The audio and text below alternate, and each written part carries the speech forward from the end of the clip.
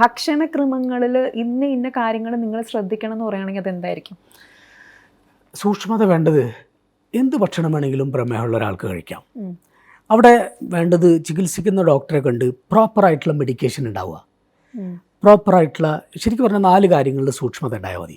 ഒന്ന്, അസുഖത്തെക്കുറിച്ചിട്ടുള്ള സാമാന്യബോധം, ശാസ്ത്രീയമായ അവബോധം.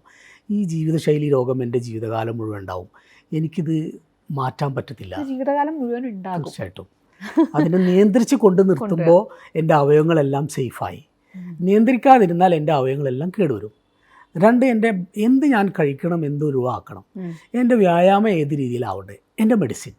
ഈ 4 കാര്യങ്ങൾ ഒരു 100% എടുത്തു കഴിഞ്ഞാൽ 25 എടുത്തു കഴിഞ്ഞാൽ ഏതെങ്കിലും ഒരു 25 ബാലൻസ് ചെയ്യാതെ പോയി കഴിഞ്ഞാൽ ഇഷ്യൂസായി. അപ്പോൾ അറിവാവാം, ഭക്ഷണമാവാം, വ്യായാമമാവാം, മരുന്നാവാം. ഓക്കെ. അപ്പോൾ അത് നിങ്ങൾക്ക് മെഡിക്കേഷൻ ത്രൂവും ഈ വ്യായാമത്തെ കൂടി കൺട്രോൾ ചെയ്യാൻ പറ്റും എന്ന് തന്നെയാണ് ഡോക്ടർ പറയുന്നത്. ഡെഫിനറ്റ്ലി. അപ്പം പ്രോപ്പറായിട്ടുള്ള ഒരു മെഡിസിൻ എടുക്കുന്ന ഒരു രോഗി HbA1c 6.5 ആണെങ്കിൽ അദ്ദേഹത്തിന് ആവശ്യമുള്ള ഭക്ഷണം കഴിക്കാം, എന്തും കഴിക്കാം. No worries. സ്വീറ്റ് കഴിക്കുന്നതിനും ഒരു കുഴപ്പമില്ല. പക്ഷെ അവിടെ മനസ്സിലാക്കേണ്ടത്, ഞാനൊരു 45 മിനിറ്റ്സ് റെഗുലറായിട്ട് വ്യായാമം ചെയ്യുന്ന ഒരാളാണ്. ഞാൻ 6.5 ആണ് എൻ്റെ HbA1c. ഇന്ന് എനിക്കൊരു ലഡു കഴിക്കണം, ഞാനൊരു 35 മിനിറ്റ്സ് എക്സ്ട്രാ വർക്കൗട്ട് ചെയ്യണം. അപ്പോൾ എനിക്ക് എൻ്റെ ഡിസയറായി, എനിക്ക് എൻ്റെ പ്ലഷറിന് ഫുഡ് കഴിക്കാം. Okay, I M comfort.